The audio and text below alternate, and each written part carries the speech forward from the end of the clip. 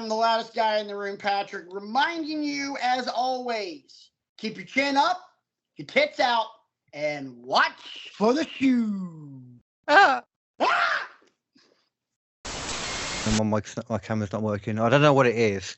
This story is just killing me right now. That is a serious thing. I don't know why you're laughing.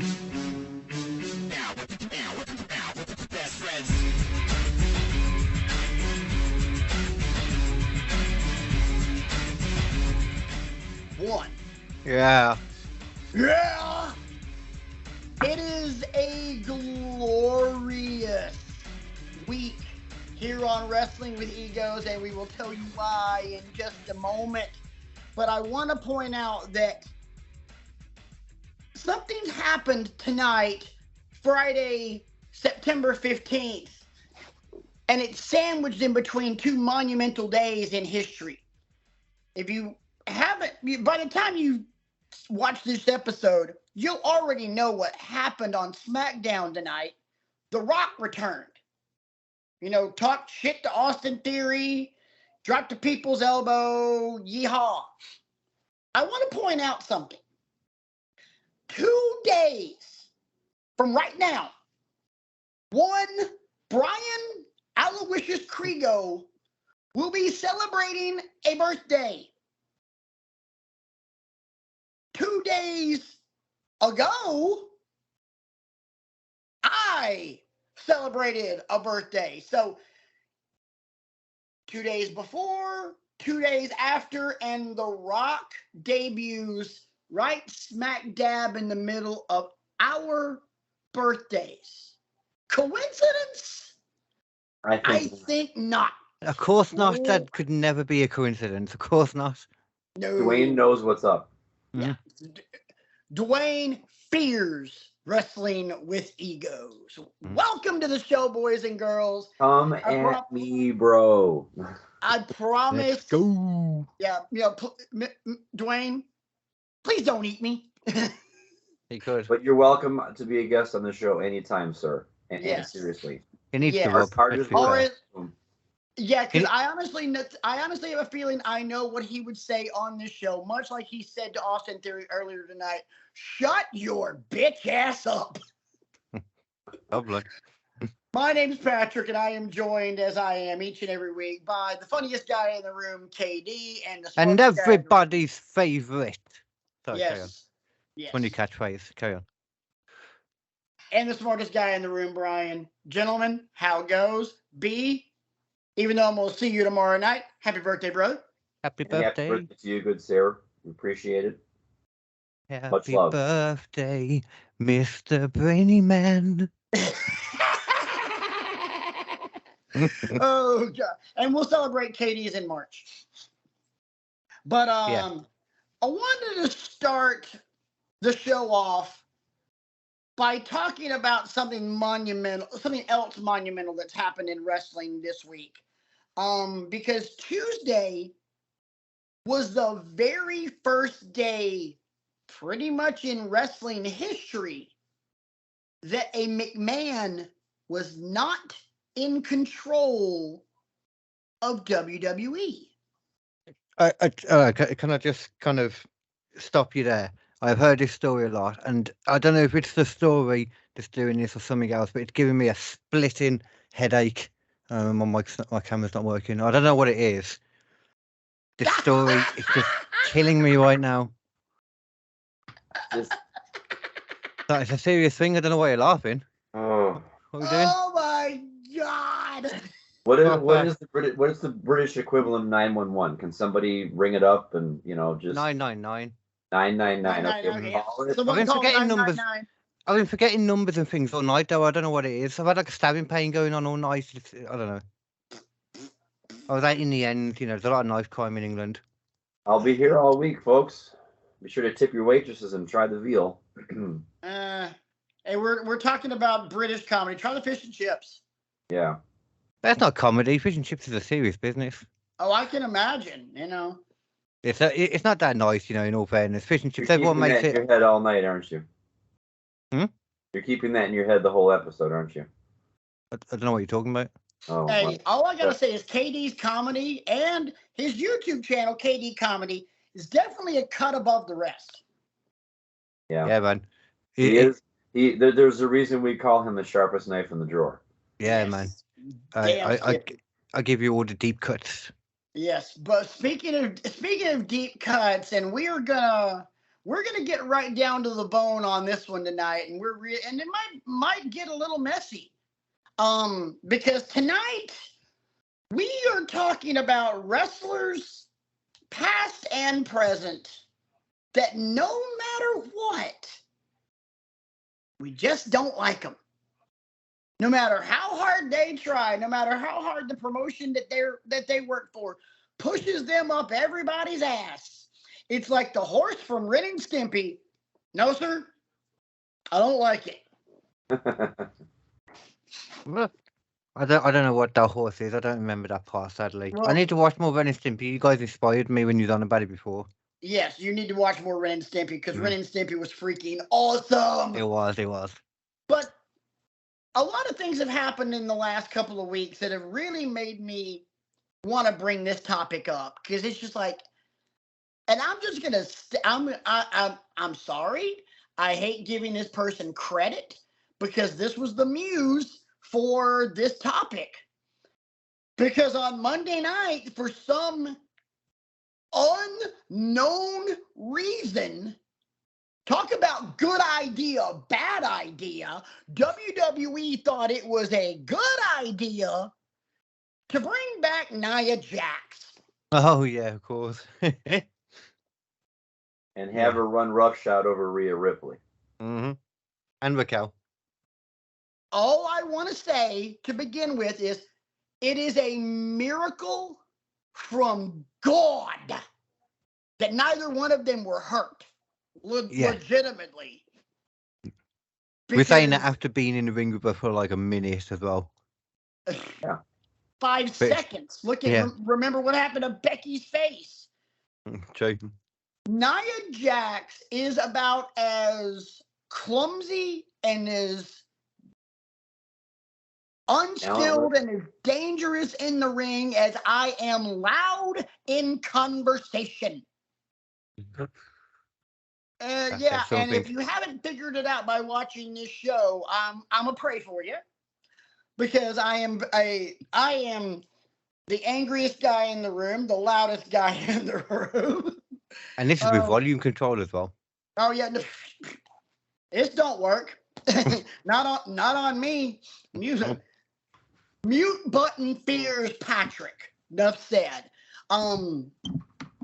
Because I mean, dude, the mute button runs from me like teenagers run from a horror villain in a slasher movie.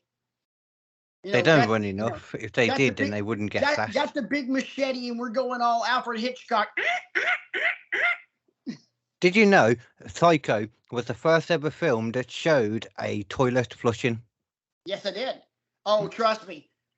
You and I could probably wax very philosophically and poetically about all things Hitchcock, because I am a massive Alfred Hitchcock fan. That's pretty much the only one I know. I'm taking this off now because it's hurting my head legitimately. I give you credit. That's a lot longer than I thought it would last. So if you had 4.5 minutes in your office pool, ladies and gentlemen. Yeah, about 4 minutes. Yeah. So congrats on that one. Thank you. Longer to be fair, it's not as long as I kept my winter hat and scarf on for the Winter is Coming episode from a couple of weeks. Oh my God, that was about 40 minutes. But to be fair, okay, guys, I can't take it anymore. And RJ's like, I give you props for keeping it on that long, because this it was at least 15 minutes. Yeah. I had a mate who kept a bucket on his head for 2 hours during one of the comedy things we did. Oh, good Lord. A metal bucket as well. Oh wow! Commitment. But in all seriousness, tonight we are going to talk about wrestlers that no matter how hard we try, we just don't like them. Obviously Nia Jax is one of them, because for God's sakes, we name an Iggy award after her every year.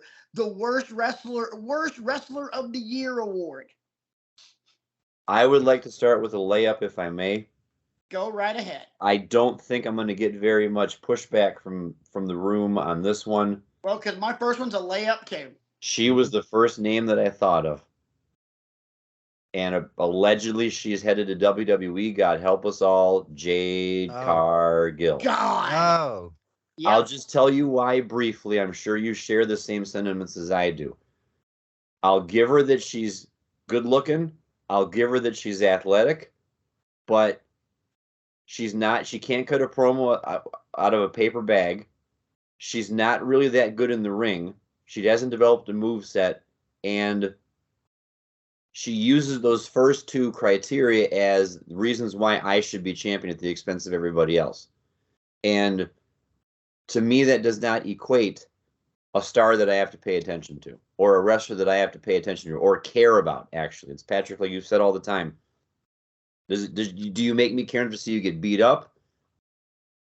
Or show up to see win every time? No. She's a charisma vacuum, in my opinion. She's a Bella. What? I'm confused whether you're gonna. Not in terms of like style or appearance or anything like that. I'm talking about a complete vacuum that just sucks the fun out of the room. Okay.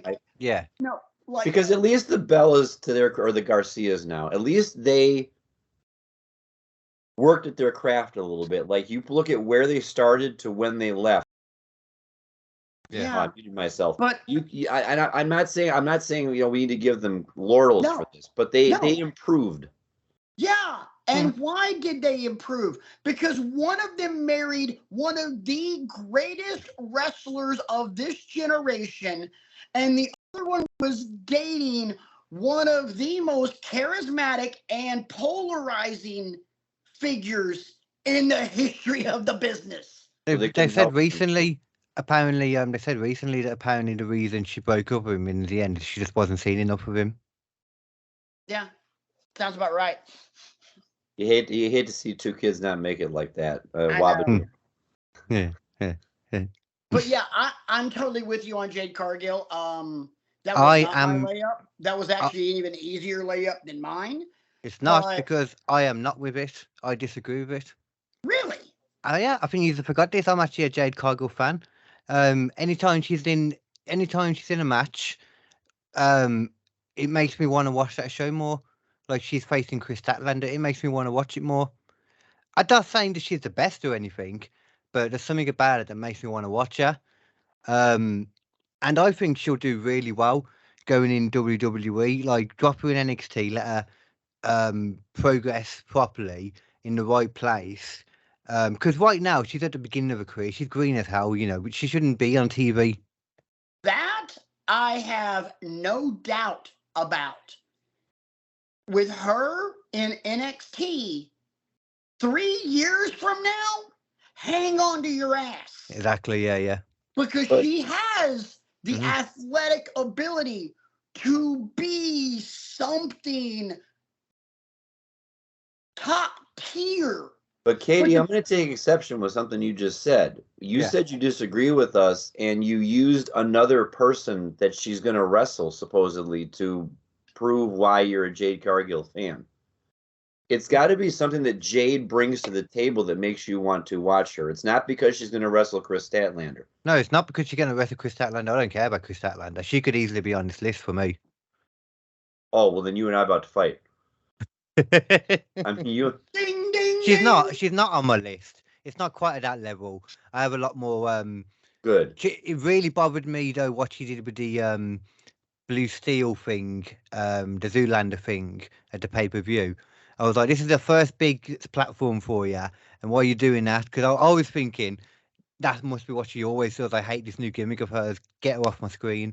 Then realizing the next time she was out, she doesn't even do that every time. I thought that was weird.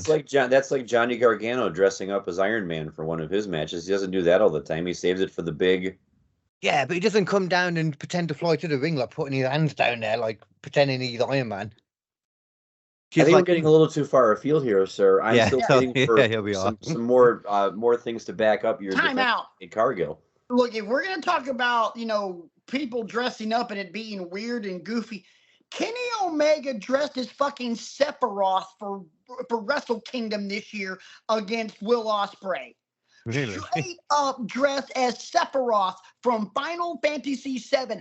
And, his theme and all. So I don't want to hear it. I need to see what this thing looks like. Because I don't really know what that is. It looked kind of stupid. Oh, I imagine, yeah. Because I'm like, okay. Some Kenny of his Omega getup dressed is as inspired, Sephiroth. some of it is not. Sephiroth has uber long white hair. I'm like, this looks kind of dumb. What do I want to wear to work today? Exactly. I see, yeah. So That's all right. Here's my layup. Ricky Starks. Fair. I get it. The bloom is off that rose. For a while there, he was improving, but he's back to fumbling words and promos and Yeah. First, okay, so here's the thing that kills me with him. People that defend him defend his promos. The one problem that I have with his promos is more or less, he says this in every promo. I'm paraphrasing, and I'm being very general here. Brian Kriego, I'm going to kick your ass on Saturday because I'm absolute Ricky Starks. Yeah. Very simple by the book stuff. Like, next, all we need now is for you Much to love, say, I'm Scott going to give it 110%, and you're just a walking stereotype there, hero. There is nothing about this guy that has more flavor than vanilla ice cream. I love vanilla ice cream, but I agree with you. I do too. he had like a 3-week, or when he was trading barbs with MJF, and I forget when this was. I want to say it was the beginning of the summer. Yeah, beginning of his reign, wasn't You it? smell like spray tan and ass. Yeah, there, and Still not I'm good. like, okay, now we're on to something here, like, because it wasn't forced, it wasn't stilted, it wasn't all of those adjectives that we talk about with people who aren't good at promos. Him being in the main event was a bit forced for me, though. I agree, but what you're talking about, Brian, that was like that episode of South Park where Stan puts his money in the bank, and the guy at the bank's like, and I'm gonna put it here, and it's gone. Yeah. That was Ricky Starks being able to cut a really freaky awesome promo. And then the rest of this year happened. Hell, his promos it's like with a lot Punk of times. Horrible. Huh? His promos with Punk were horrible, and then he's showing up, like he's showing up with he's got Big Bill a couple of weeks ago to like back him up. When you're talking to Bryan Danielson, I'm like, that's the wrong. There now. Want to be backing down in the corner, dude. He was on Dynamite with him as well. He's been on the flagship channel now. I mean, there is nothing. You get no argument from me on Ricky Starks. Yeah, there's. Yeah, I understand why some people like him to a point. I kind of get it, but when people were first going on about him, I remember thinking like, I haven't really seen much of him. I need to specifically really pay attention to him. And I never really understood the references to The Rock, especially. I didn't get that. I feel like he has always tried to be The Rock. With the silk shirts and the penny loafers and... He does it so piss poorly. He does it so piss poorly. You can't even call him like Dollar Tree Rock. I mean, I can't even call him Salvation Army or Goodwill Rock. He's just... He's Temu Rock.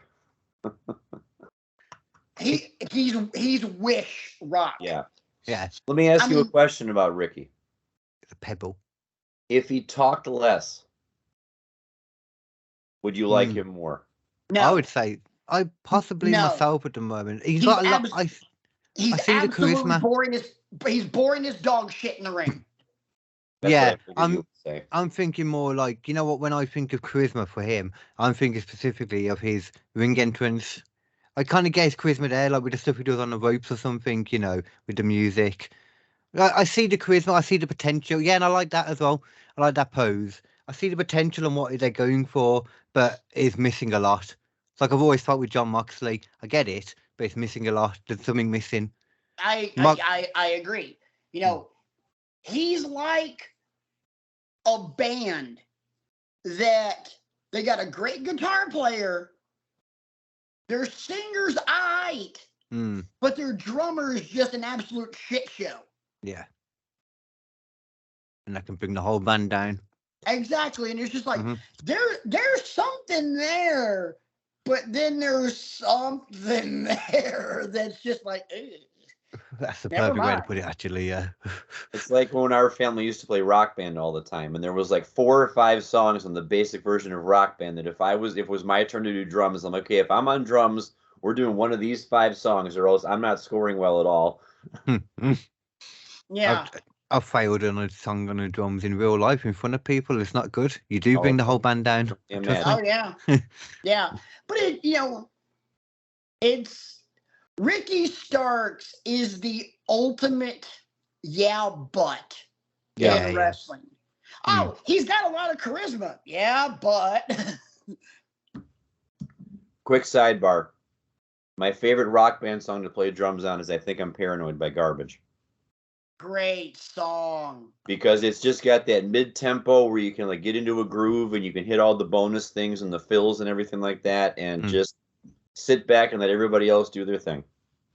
I was always more the guitar, to be fair. Not so much on Rock Band, but Guitar Hero. Like Guitar Hero 3 especially, that was probably like my favourite one. Guitar Hero 3 was freaking gangster because isn't Guitar Hero 3 the one that ended with Devil Went Down to Georgia and then Through the Fire and Flames? Yeah. That's the one indeed.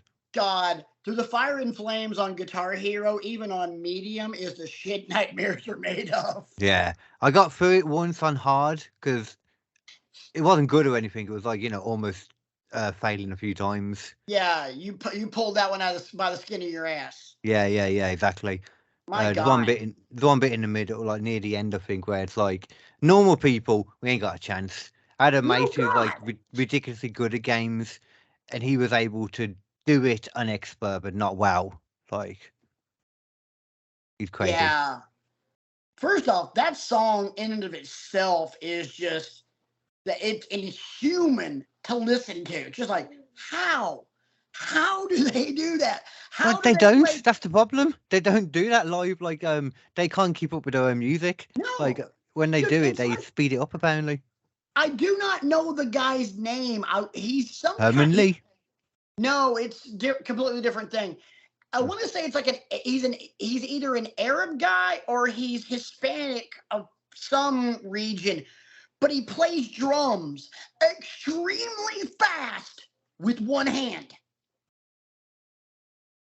You're not on about the Def Leppard guy. Holding something to drink with the other. Oh, no. And it is the most ridiculous thing I have ever seen in my life. Using both ends of the stick? Sometimes, yeah. I was going to say, that's about the only way I can think of to do that. I get that way whenever I listen to Lindsey Buckingham play guitar. Some of Lindsey Buckingham's guitar work doesn't sound like it should be possible. Like the live version of Big Love that was on The Dance in 97. If you listen to that, some of that guitar picking is just like, how are you even doing that? And singing. So before we swerve off into a Billboard podcast, Katie, what's your first submission for I don't get this person no matter how much everybody else does? Okay.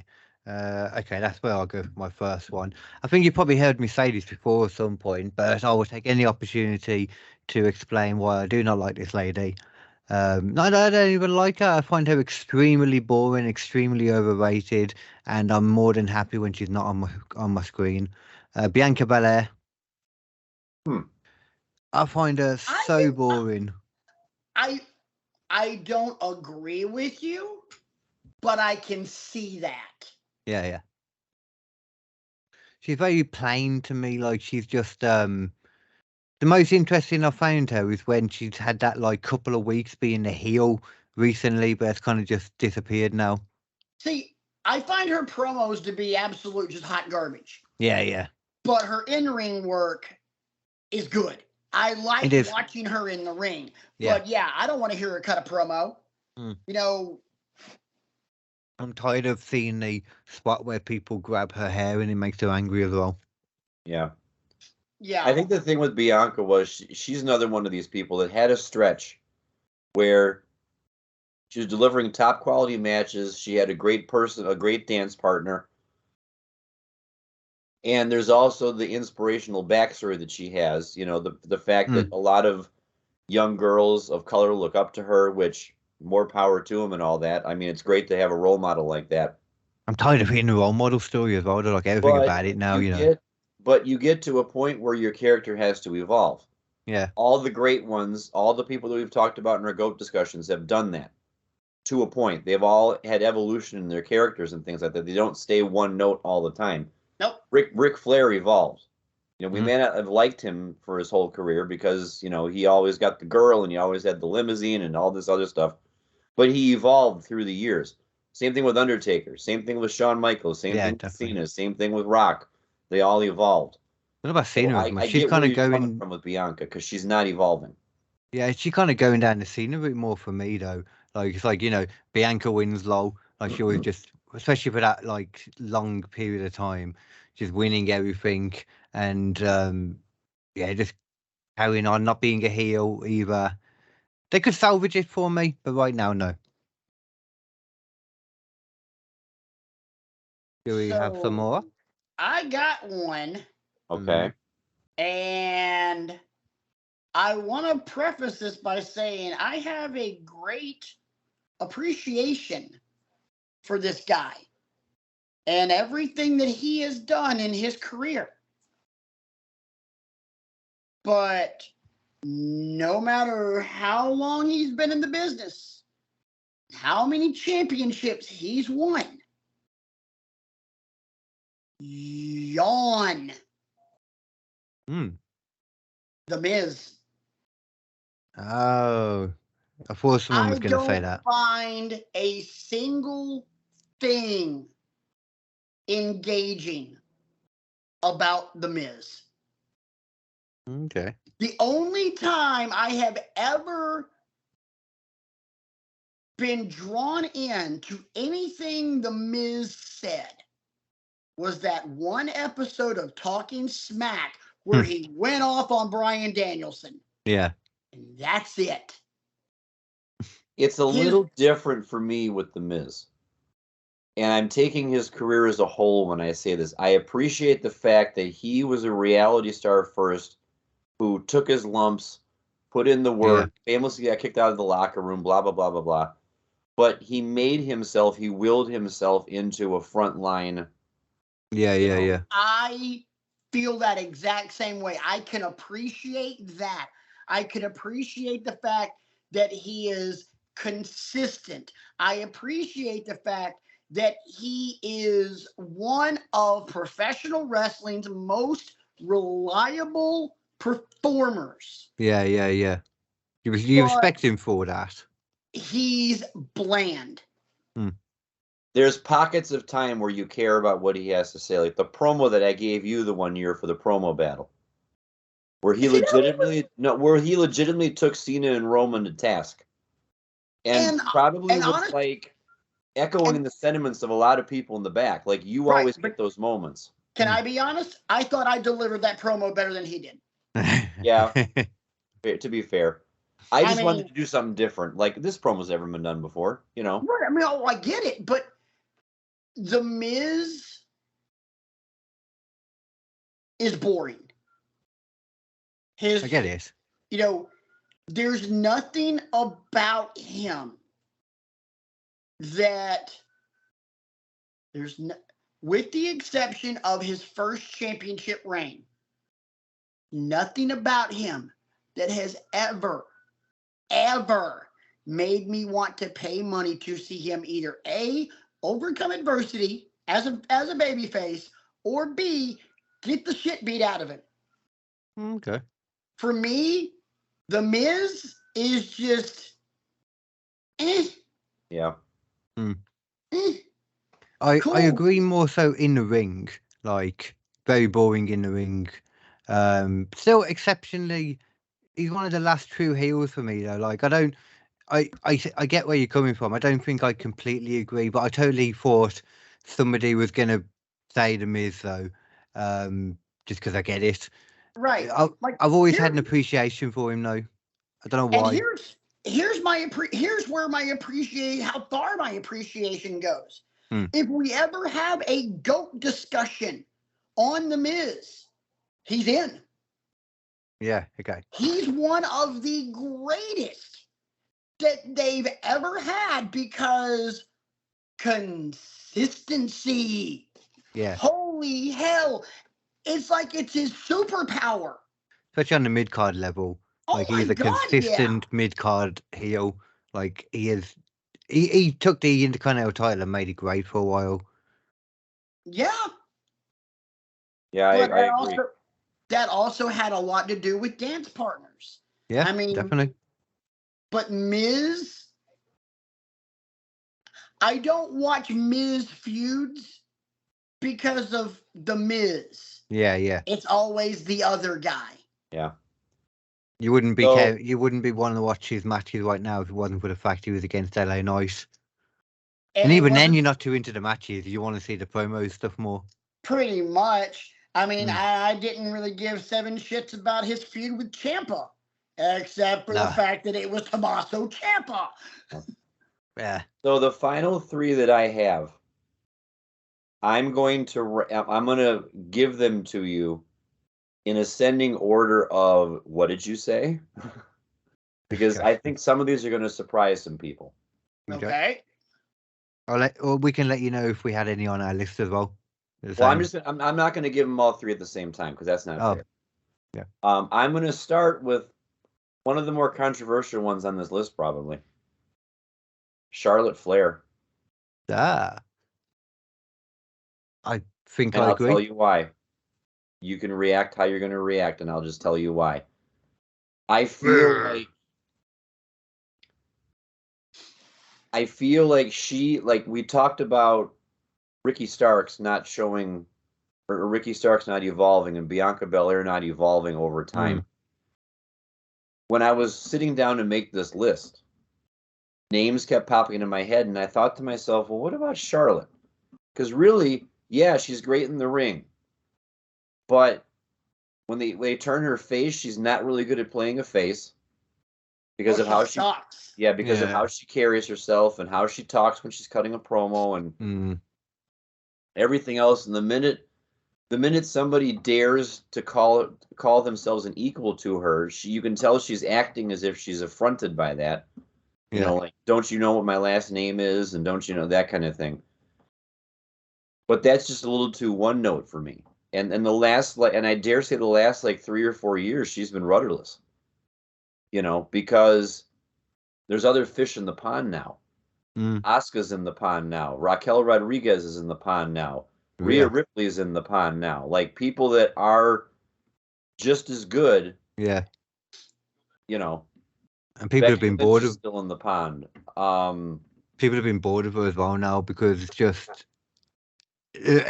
like with Belair, like we're saying, like it's very much Charlotte Winslow. Charlotte's like the Randy Orton of the women's division, ain't she? Because Randy Orton for the longest time was like, you know, he's one of the best performers. You know, he is amazing. Like Charlotte's amazing, but like for the longest time, Randy didn't evolve either, and she's like the same person, isn't she now? Like she was when she really started. You're right. Orton never even crossed my mind. But at the same time, though, like, do you consider Orton and Miz on the same level? Because if we're lauding Miz as being consistent, no, because I would pay to watch Randy Orton wrestle the broomstick. Okay. Yeah, and Randy Orton's consistent upper card, Miz is consistent mid card for me. Yeah, I mean, I agree with you guys on Charlotte, and I don't agree with you on Charlotte. And the reason I don't agree with you on Charlotte is the Randy Orton argument. Because I'd watch Charlotte Flair. I would pay to watch Charlotte Flair wrestle a broomstick because she is that good in the ring. What about during the time of you know, month after month of Randy Orton versus John Cena, would you have paid to see Randy Orton during that time? No, because it was the same old shit over and over and over again. Yeah. Just like I got tired of watching both Sasha and Charlotte over and over and over when it finally culminated in that damn Hell in the Cell match, which was a complete and utter letdown. Sasha almost made it onto my list. Well, perfect segue. Okay. Because guess who's on my list? It's boss time. Monet. The only... And Brian, are there armrests on that chair? Yes. Grab them. The only member of the 4 horsewomen that isn't questionable for this list is Becky. Yeah, it's kind of fair. Bailey as a heel, utter dog shit. I couldn't care less. I couldn't care less about Bailey as a heel. Even with the ding dong hello, I thought it was stupid as shit. I will disagree with you in this iteration of Bailey as a heel, because the damage control stuff has bad booking, poor, injuries, blah, blah, blah, all that kind of stuff. All the things all the classic tropes that derail storylines and whatever. Yeah. But you can't tell me that Bailey as a heel coming out of 19 and into the pandemic was not one of the MVPs on that kept making SmackDown interesting. When she was teamed up with Sasha. Yeah. And they were in that tug of war over the championship. She was first just gone heel. When Bailey first turned heel, it was amazing because if you remember, Brian, on this show, I talked about the best way to turn Bailey heel is for Bailey to come out on stage and destroy all those wacky, waving, inflatable, arm-flaming tube men. And she did it. Mm-hmm. It was so good. It was amazing. Mm-hmm. And then that metamorphosized into Ding Dong Hello. And that is when I checked out. I see. For me, she got really good on the mic. Like, I thought she was a really good heel. The only thing now, I think, is why I kind of agree with it, is just because she hasn't changed it. She hasn't changed it up. She's got very, what's the word? When somebody, is like, not changing, but it's very... Trite. Trite. I like that. We'll go with that. See, here's my thing with Bailey. Stuck in the rut. Bailey, basically. When Bailey turned and did the whole, destroy everything that was associated with Bailey deal and turned heel, they made one mistake. They turned her heel instead of just turning her into the anti-hero. Well, he did that later on, which is something they could have still done by now. Well, to me, going full-blown heel and then turning her into that maniacal Karen kind of character, Yeah, ignore her hair. She's not a Karen. She's got extremely good trouser game nowadays. I'll give her that. I cannot help it. Every time she comes out, she got such random cool trousers on. Especially the ones that are very revealing. Like, it's Bailey after all. But getting back to Charlotte, I would say her Bailey buddy. Charlotte's only redeeming quality is the fact that she is one of the best female performers on the planet. End of story. Yeah, maybe the best. But there isn't a single redeeming quality about her character in the ring. Yeah. It's literally the opposite. It's like, wow, you were amazing in the ring, but you're god awful as a character and on promo. And Bailey as a heel is dreadfully dull. We're talking like Lance Storm purposely trying to be dull, if I could be serious for a moment. At least she changed it up from the beginning, though. Bailey, defense, as opposed to Charlotte. Charlotte's still exactly the same as when she was first called up, ain't she? Yeah, and guess what? So is Sasha. So is Sasha, Mercedes yeah. Moné, whatever you want to call her. She Yeah. is the exact same now as she was in NXT, Yeah. except she's changed the color of her hair. But that was her thing anyway. It would change all the time. She still got the same gear. Still looks the same. She goes by a different name now, but that's only because she was forced to.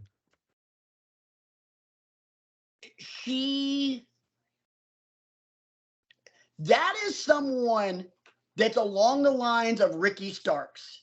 I just don't get it. Yeah, yeah. There's nothing about her promo that is engaging because I cannot stand to hear the woman talk. I don't hate it though. I don't hate her promo and stuff, and she's good in the ring. To be fair, I like her more than I like she's a lot higher on my list than say Bailey and Charlotte. To be fair, might be. I mean, she's all right in the ring, but that's all she's got going for her. Yeah. I mean, there's plenty of women in wrestling that are all right in the ring and suck on the mic. Yeah, she's not a good face either, is she? Actually, she's got that same kind of issue as Charlotte too. She's not a believable face. Oh no, she's a whore. She is a worse face than Charlotte is. Maybe, yeah. She's a worse, and I can't think of another way to say this. And I do not want this to come off as offensive. So let's for a moment pretend that Sasha Banks is a guy. That way it's not horrible when I say this. She's got a very punchable face. True. Yeah. Well, for the woman, all you do is you say she got a very slappable face. Either way, I'm not going to condone domestic violence. No, the only another woman that's given consent is allowed to slap. There you go. That's okay, for all angles. If I have a twin sister over here, I can get her to slap this. I can say she's got a punchable face for her. All right, cool. Boom, as long as she asks for consent to touch her first. Moving on. But do you want another one from me? Sure. Okay. I've got a couple here. So when you want to stop, I can run through them as well.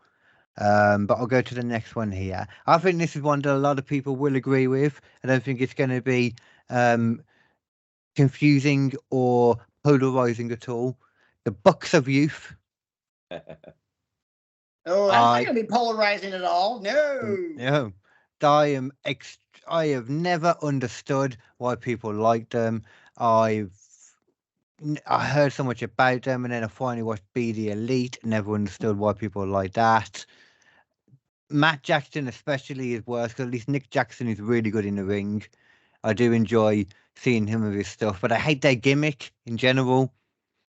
I hate everything that they do, man. They just bore me. I used to feel about Omega too, but I get Omega now. I like him. Omega's good. Kenny Omega, I have zero problem with. The Young Bucks, I have a massive problem with, for the simple fact that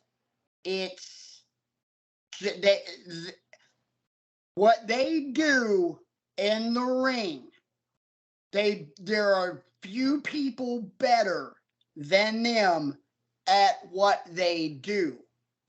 But what they do is just a highlight reel.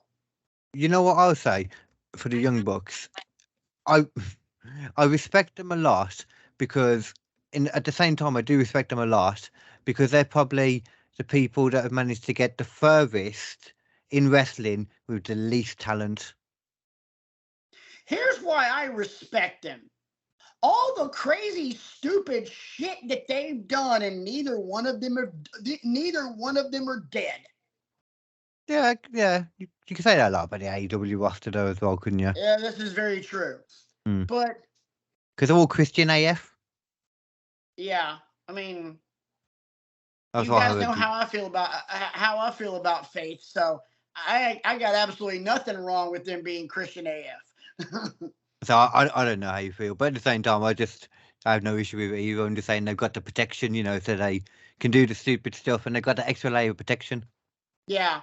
Well, I believe in that same level of protection. So there's my thoughts. There's my thoughts on Yeah, a I'm not higher saying you power. shouldn't do. I mean, quite obviously, you can see that it quantifiably it works for AEW.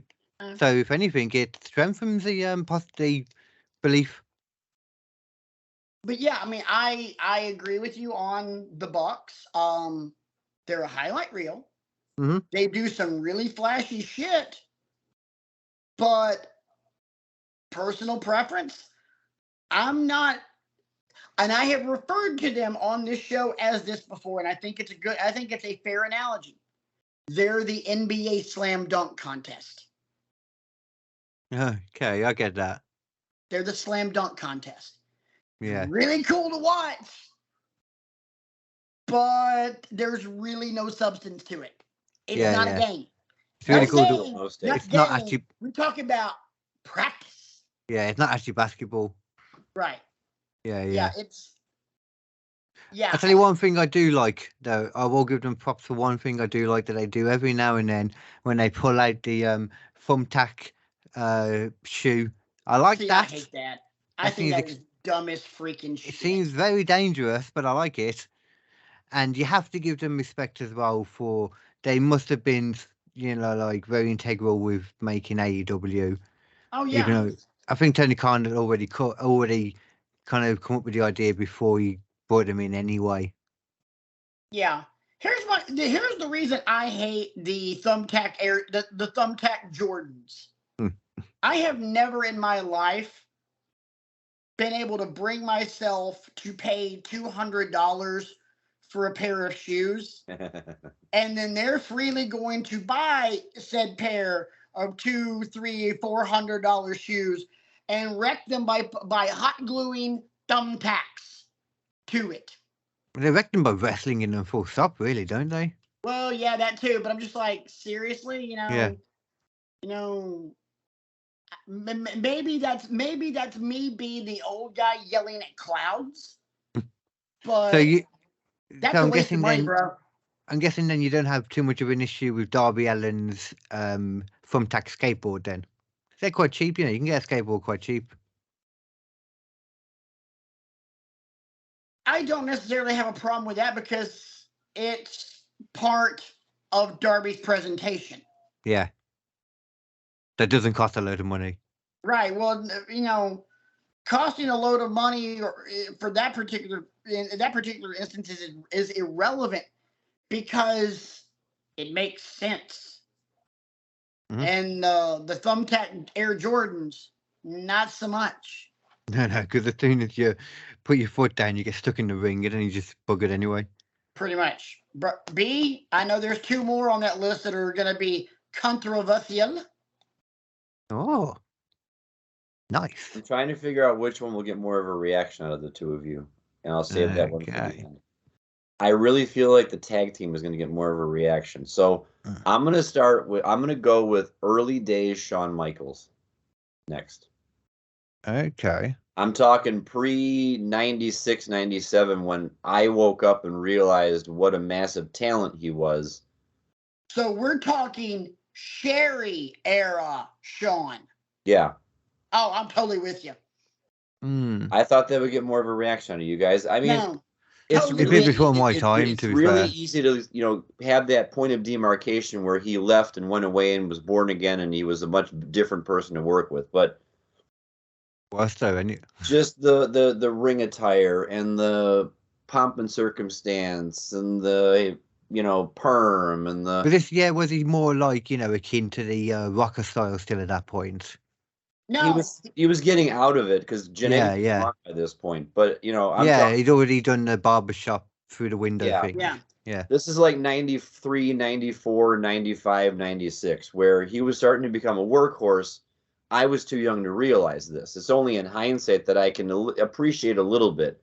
But still, at that time, the presentation of him and just the arrogance and it's just like, okay, enough. Yeah. Shawn did not become Shawn until he got Diesel. True. Oh, he's a When bodyguard, weren't he? when you Yeah. bring Kevin Nash into the fold, that's when Shawn became Shawn.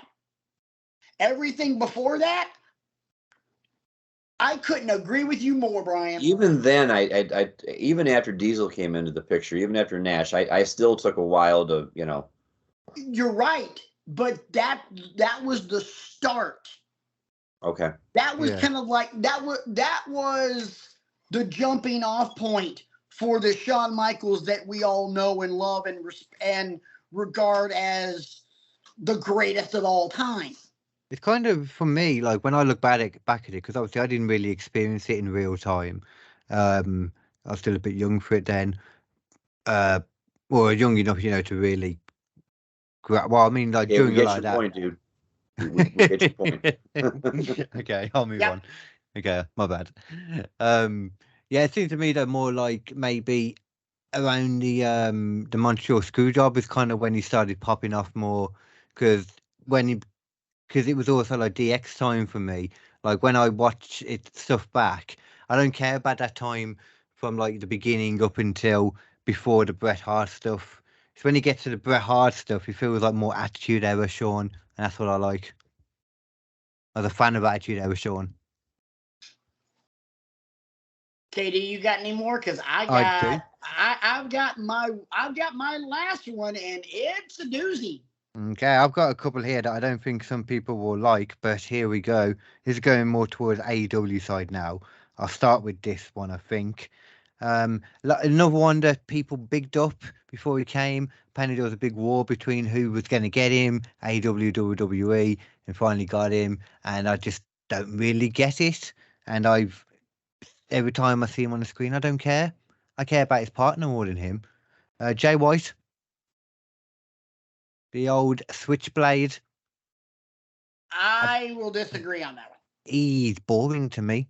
Maybe I just haven't seen him in the right, position yet. Maybe. His New Japan stuff, especially as leader of the Bullet Club, my God, You so need to look good. for some Jay White matches on YouTube then. Yeah, and his Nah, and his do that. promo. Seriously. Yeah, no. Jay White versus Okada. Enough said. Which one's the Kaido again? Kazuchika Okada. Yeah, that's the Rainmaker. Yes. Yeah. See, it's another one as well. Like people talk about that guy who came recently that's been doing stuff with Omega. Kota Oh, Ibushi. yeah, the golden thing. Yeah. Yeah, him. People have picked him up, and I've seen him, and I just haven't understood it yet. But apparently, he's got a singles match coming up, so I'm interested in seeing that. Kota Ibushi's okay, but I mean, Okada's unbelievable. And he had a series of matches with Jay White over the title, and also a lot of Jay White's promos as leader of the Bullet Club were completely unhinged. And it was great. So everything I've seen with him, because I'm only going by the presentation in AEW, obviously, though, and I'm well aware that a lot of presentation in AEW of people that I like has not been done well. So it could totally be that. Jay White has also been watered down and sanitized for the American audience. I was going to say that this presentation is Switchblade Light. Oh. Yeah. It's New Hope. Yes, it's maybe that will change, and hopefully that will. Hopefully that will change. Because Jay White in New Japan is incendiary. Oh yeah. By design. Yeah. Oh, he was brilliant. New Japan Jay White was one of my favorites. So okay, well, how about I will agree with you that AEW Jay White absolutely couldn't care less. I'll tell you what then. How about I'll take him off the list, because in all fairness, it's not really fair because he hasn't been given a proper. Yeah, exactly. Yeah. So I'll replace him with somebody else who I looked at in exactly the same way, and he's been in different companies and it's been the same every single time. Generic white guy number 17, as MJF put it, Mr. Roderick Strong. I never care when he's in the ring. Never cared about it. He's got no character really. At the moment, it's only slightly interesting because he keeps wearing the neck brace, which obviously isn't hurt. and he's just been pushed into that MJF food and all that. But he's not doing anything. He's just shouting at him every now and then. You know, that's the most interesting he's ever been. Would you like to know? And I never really said it on the show. I think I've said it to Brian or RJ off the show. Would you like to know my personal nickname for the Undisputed Era? Go on. Adam Cole and the Pips. Yeah. So, yeah, Mhm. completely agree with you on Roderick Strong. Yeah. And he was the and additional Bobby Pip. Fish and Kyle O'Reilly. I liked Kyle O'Reilly for a small amount of time, but then he lost whatever it was. O'Reilly was okay. Fish and O'Reilly as a tag team, they were okay. Undisputed Era was Adam Cole, baby, and that was it. Yeah. It's kind of cool how that's carried on, obviously, to AEW, but that's, once again, that's not anything of Roderick Strong's doing. I don't like when they tease the fact that he might win the world title eliminator tournament. The fact that he got to the final as well, all of that, I was like, this has just made this whole tournament seem so not legit. Because Roderick Strong getting to the final, I'm sorry, it should never have happened. I agree. Yeah. So B, you got one left. I got one left. On a scale of 1 to 10, how inflammatory do you think yours is? You're going to find it more inflammatory than KD will. Okay, so I'm going to go first.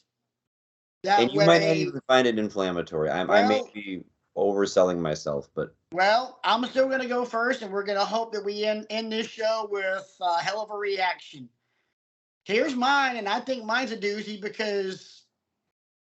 Yeah. Well, you were going to say LA Knight then?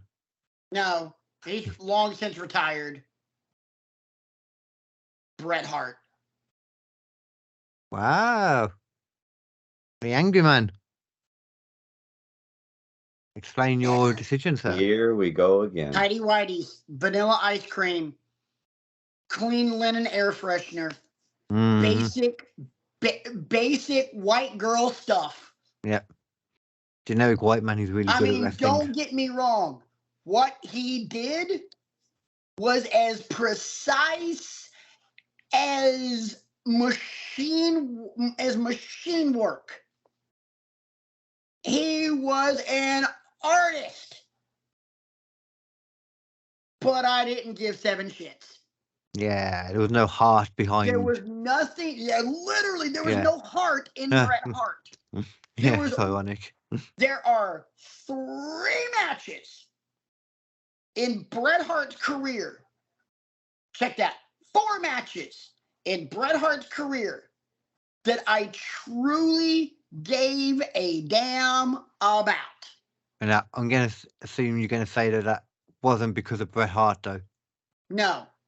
It was his opponent all 4 times. I kind of get it, 3 opponents because he wrestled one of them twice. Yeah. I get it, though, because I'm thinking about it now and it feels like he's like, the same as Lance Storm, essentially. The difference between him and Lance Storm is the positions he was put in. Uh-huh. Bret Hart I think I know the 4 matches. I'm interested. Go for it, Brian. And don't cut me off until I name all 4 of them. Okay. I'm going to go Survivor Series versus Austin and 13 versus Austin. I'm going to go Intercontinental Championship match with Mr. Perfect. And I'm going to go the one at SummerSlam in Wembley Stadium with Bulldog. Because I know that you don't particularly care about any of the matches he had with Shawn. You got 2 out of 4. Oh, jeez. Okay. Neither one with Austin. Because at that point in time, I didn't give a damn about Steve Austin either. I didn't give a damn about Austin until after he passed out from bleeding. Yeah. A lot of people like that, to be fair. I get that. Because those 2 matches with Austin are the first 2 I think of when I think about Bret Hart. First match I think of when I think of Bret Hart is Bret and Bulldog from Wembley. Okay. For me, same. But I was going to say same, but only because of afterwards, since learning that he was like, hungover on crack or heroin, whatever it was. and wow. Brett. Did you not know that? No, I did not.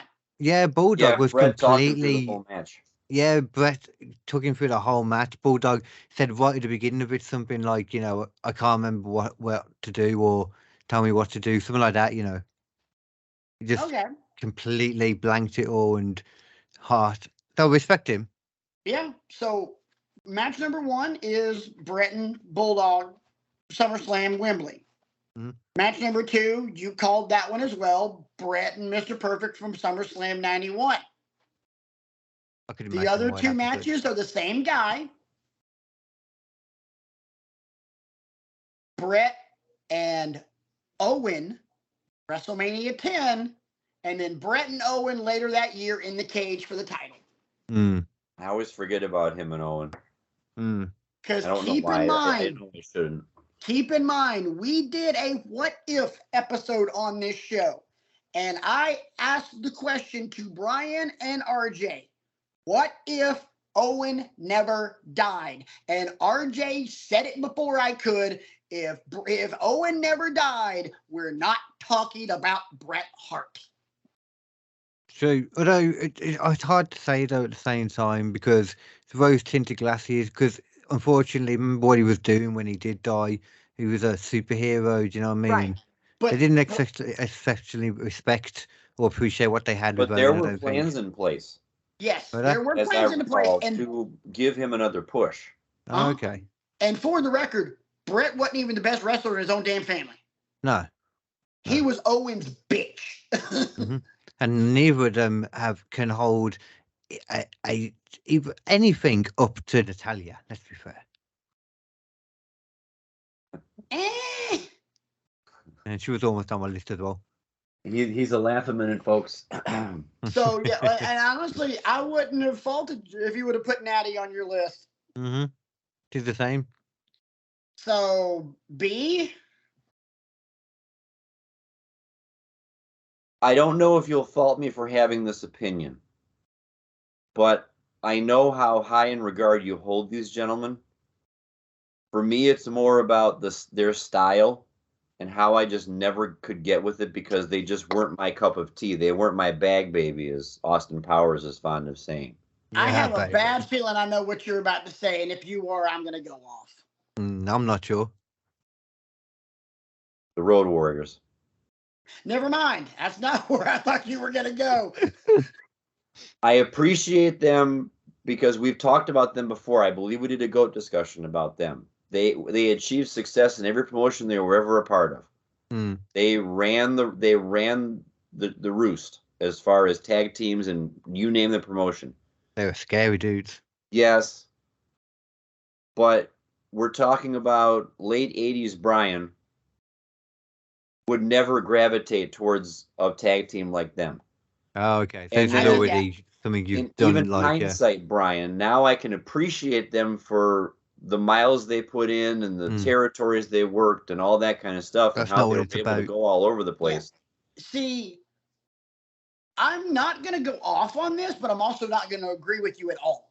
And that's Because- totally fine. and- But when I and wrote the it down, I'm like, Patrick's not going to like this. And I don't, but at the same time, I also don't hate it because I see your point of view because I am fortunate in the fact that unlike either one of you, I saw the Road Warriors from a different perspective because where I grew up and when I started watching wrestling, I watched them in the NWA. I watched them go to fucking war with Blanchard and Anderson.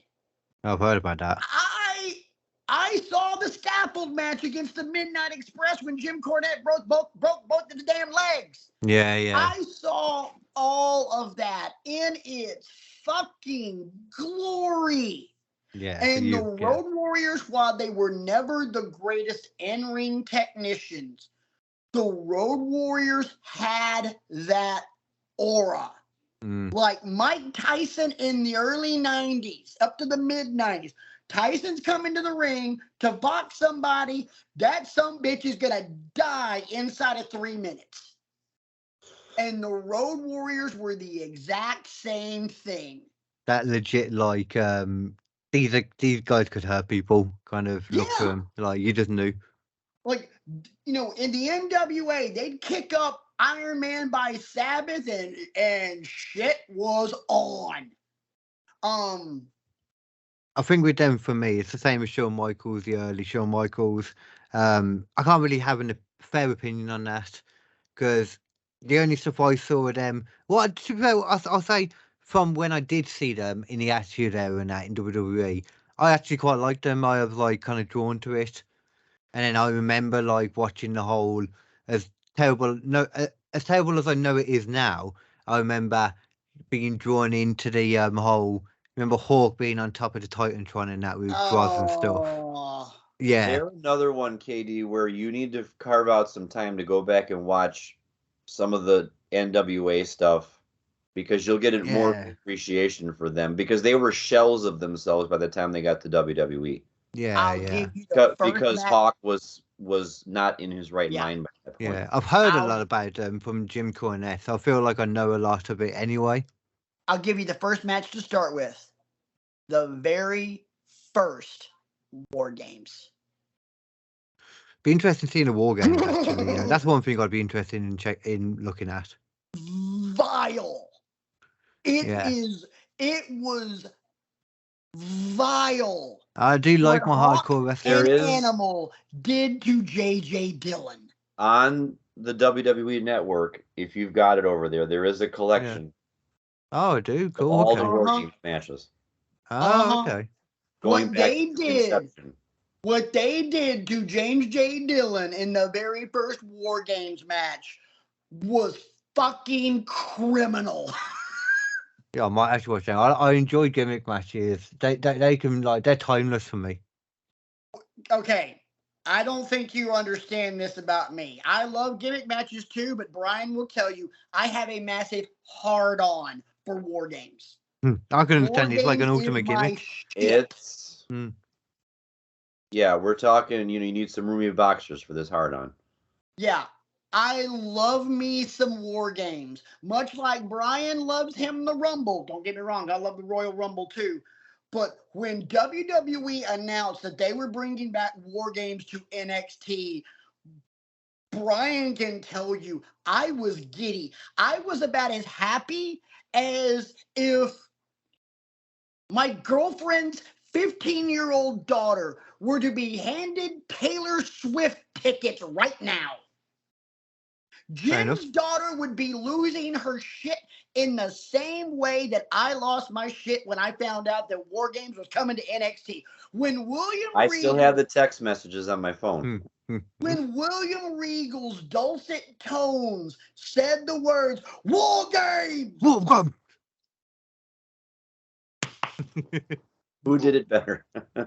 it was like, you know, fuck the freaking super fans skits from Saturday Night Live with Chris Farley going,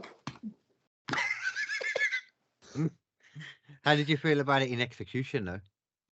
gangster. Okay. There were things I don't like about it, like War Games is supposed to have a freaking top on the cage. Yeah. But when I realized, well, we're not going to put a top on the cage because if we don't put a top on the cage, then Ricochet can jump off the fucking cage and do something stupid. Okay. There's benefits to both. You can see the thinking, and it's even better as well because we have Blood and Guts for the alternative. Which is better though, War Games or Blood and Guts? War Games. War Games. Yeah. And I agree here's probably. why. Even though they're the same match, here's why. WWE can actually keep track of it and get most of it on camera.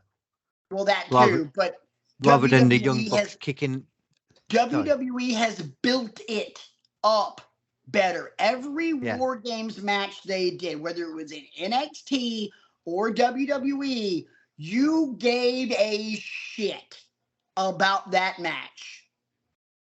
There, you know, the Blood and Guts matches, a lot of times, I just felt like they were haphazardly thrown together, much like the Stadium Stampede matches. Yeah. Just the sake of doing them rather than really Yeah, it being. hey, big multi-man team match that's going to be a blow off to a feud, but we're really not going to put it together all that well.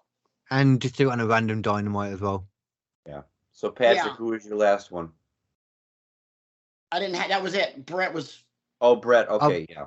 All I've right. got Brett two was it. more, which I don't think either of them really need much of a conversation. They're very like, they're so much like it that you'll be like, yeah, they're just boring. Moving on. So I'll run through them quickly for you then. First one, Eric Young. Just because he's boring. See, I never gave that much of a shit about Eric Young anyway to even care. Exactly, yeah. I don't know why he came to my mind, but he came to my mind. I mean, I don't even know if I would. I disagree with this for the simple fact that people have to give a shit about somebody for them to for this to actually matter on this list. And I don't think enough people gave a shit about Eric Young for this to even count. Okay. In that case, then you're probably going to say the same thing for the other ones. Maybe not though, because of one of the people in it. Very current one, the LWO. Don't care. LWO? Yeah. You don't even know. I'm sure who it is. No, I know who the LWO is. It's just, yeah, I don't. Yeah, don't care. Don't get me wrong. I am a massive fan of Santos Escobar. I think he's fantastic, and I wish they would do something different with him. And Rey Mysterio is a god. But yeah, I don't give a flying shit about the LWO either. I gave more of a shit about the BWO than I did the LWO. I like the shirt, and I think that's pretty much as far as it goes for everyone else. Like, the shirt got really popular because, let's not forget, it wasn't their shirt to begin with. No, it was Eddie's. yeah. Rey Mysterio wasn't even in the original LWO by choice anyway. No, he wasn't. Well, he was for a little bit, but it was by force because he lost. Yeah. I mean, I'm sorry, but with the exception of Rey Mysterio, the best Hispanic performer in all of wrestling isn't even in WWE. Oh. He's over in AEW, and it's on Andrade. Yeah, and he's a whole nother, like, you know, he could be put into this at the moment with how he's been portrayed on AEW too. AEW have this issue in general, though, as we talked about. Dude, this is a completely new episode. AEW has fumbled the ball on so many people. Yeah. That should be an episode, you're right. Andrade, Miro, Keith, God blessed Lee. Even their own homegrown ones that they really shouldn't have dropped the ball with. Wardlow dropped the ball with him. Darby. Yeah. You could have done so much more with Darby. You could have done so much more with Hangman. They only haven't done it with MJF because MJF haven't let them do it. The fans haven't let them do it. Yeah, that too. I mean, MJF. Really quickly on MJF, why am I seeing thumbnails of him dressed as Scott Steiner? Because he did Steiner Math. He did a Steiner Math promo on Dynamite. It was really good, to be fair, man. It was fantastic. Yeah, he got it perfectly. Like, you could tell he'd really like gone out of his way to learn that, hadn't he? You could tell the only reason the only reason they did that is to basically pop the internet. Totally. And mission freaking accomplished. Because I don't watch Dynamite. Besides, Wednesday was my birthday. I was out with Jen and I was enjoying Mexican food and tequila. Damn right. It was from the week before as well, because he wasn't even on Dynamite. This was a last week after the match kind of thing that they showed. Yeah, he did he straight up did the Steiner Math promo from TNA, and it was Was it word for word? When I head up, I didn't know if it was longer. I'm gonna have to cue it up because I'm seeing gifs of him just with the chainmail on his head and stuff like that. He did it word for word, and it's literally when you're not expecting it, he starts. You're like, no, he's not. He is. When you know, he didn't even make a big point of it either, so you had to know to like. I don't get a lot of these references, but that one instantly, I was like, wait. Yeah, it was. I literally watching like no. Oh God, and it's just He's so good, man. tackles, He's so good, tackles the whole MJF. way. He ain't going anywhere either. He's AEW, like he's sticking around in AEW I definitely. do not want to see him in WWE. No. They will ruin him. And he's short. He'd be a lot shorter in WWE as well. There's a lot taller people in WWE. It's just true. Much like I do not want to see Adam Copeland make a debut in AEW. No, stay your ass. If you're gonna wrestle another match, stay your ass over in WWE and continue to be Edge. I'm okay with it. MJF has no business going over to WWE. I'm trying to think what Edge would be called in AEW. I guarantee you he would either go as Sexton Hardcastle, his old indie name, or he would straight up be Adam Copeland. I think Adam Copeland would be better personally. I do too, because I mean he's very public about that's my name. Or rather than Edge, it could be Ledge. Oh God. Or veg. Make sure you eat your veg. Well, Wrestlers. he got his name because he kind of ripped off U2, so hell, might as well just call him Bono. Right. Larry Mullen. There's your new Larry Mullen. There we go. Oh my God. I don't know who that Deep is. cuts. Wrestling with you. Well, it makes sense because if he's Bono, then we have Bono and Sting. Deep cuts. Good dude. Makes some beautiful music together. There you go. Deep cuts. Hey, people out there in Wrestling with Egos Land, thank you for helping one of our previous episodes crack the 300 views mark. We really appreciate that. We don't know what we deserve that, but keep them coming. Yes. And for the one after it as well, for breaking even more of a higher amount of views, I'm manifesting it, guys. Yes. You're manifesting it. So here's the deal. If we can get 500 views on this episode, all you have to do is put a comment below this with your email address, and we will send you an autographed naked picture of Katie Hinken. Oh, yeah, they exist as well. I'm not surprised. Definitely won't just be a random penis I pull off the internet. Definitely not. All I know is, Katie can do some wonderful things with Photoshop. Yeah. I've always said the thing you want to do is when you're dating someone new, you want to play down your willy size. Most guys make the mistake of playing it up. That's a rookie mistake. Play it down, make it seem like it's smaller, so that way they're pleasantly surprised when you come to it. Photoshop can help you with that, people. Don't be afraid to go against the curve. Carl Winslow said it best on an episode of Family Matters when he was having a father-son discussion with Eddie. If you're gonna lie up. I don't even fully understand it, but I think I agree with it. Yeah, because I think Eddie had told a story to a teacher that they were poor and he came from a broken home or something like that. And it's like clearly he didn't. So it's like if you're gonna lie up. Yeah. It's like for jokes in comedy, they say always punch up, never punch down. Yeah. I don't like that though, because it means that some people think that they're above certain people. Yeah. I think it's right that I'm going to insult everyone just as much because I'm lovely. I care about people that much that I'll insult them just as much. Well, at the same time, nobody's really going to come after you because you're the freaking king, dude. That's not true. They will come after me. Oh, well. Past experiences have told us that. Well, this is true, but you know what? As you know, I referenced her earlier, so I might as well reference her again. As Taylor Swift once said, the haters gonna hate.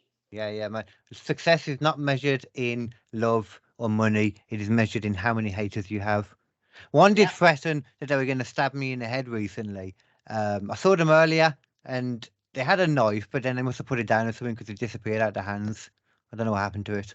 I don't know. I don't know. But You'll put your finger on it sooner or later. Yeah. I probably will. Yeah.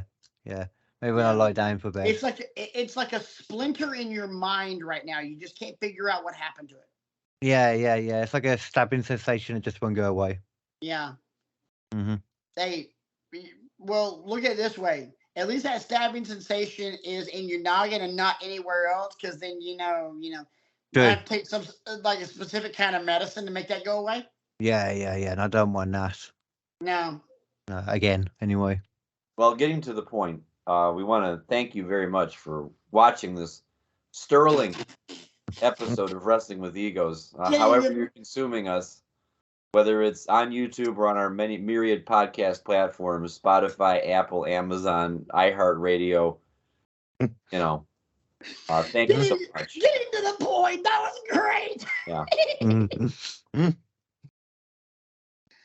I don't know why. Tune in next week when Katie has an Acme box drop on his head at random points throughout the show. I've actually got enough. One funny enough. I got an axe. Oh my God! If you ever do that on this show, you're going to kill me. I will not be able to probably kill myself laughing. as well, though. Please never do that. I don't even know how I would go about doing that. I'd have to have such a good camera to make sure the frame rate's good enough to see it as well as it drops. KD, I don't put anything past you. Okay, well, I'll take that challenge at some point. Oh, God. If you ever do, that'll be the last episode I'm ever on this show, because funeral services will be held for me right after that. I'll be like one of those damn hyenas from Who Framed Roger Rabbit. I will laugh myself to death. It'll be a lot better when I figure out how to take over like this portion of the Skype chat, so I can put a video on, and then suddenly I'm flowing through the camera or something in space. Oh. You book out some time to work on that. I mean, yeah. Sure. It's going to take a while. I got to watch all the war game matches first. Yes. And the other ones you told me to watch, I'm definitely going to watch. War Games, New Japan, Jay White. That's it. Breaking the space-time continuum. That's your to-do list for the weekend. Yeah. Sounds about normal. Well, thank you guys for making last week's last episode the most watched episode in the history of the channel. We appreciate you guys. Keep that coming. We love you. Hope you guys enjoyed this week. We will be back next week with some more funniness and some more insanity and another great wrestling topic. Gonna try a brand new tagline tonight. So for the smartest guy in the room, the birthday boy on Sunday, Brian, and for the funniest guy in the room whose birthday is in March, KD. Check out KD comedy stuff again to see a bit more of everybody's favourite. Carry on, Damn Skippy. I am the loudest guy in the room, Patrick, reminding you, as always, keep your chin up, your tits out, and watch for the shoes.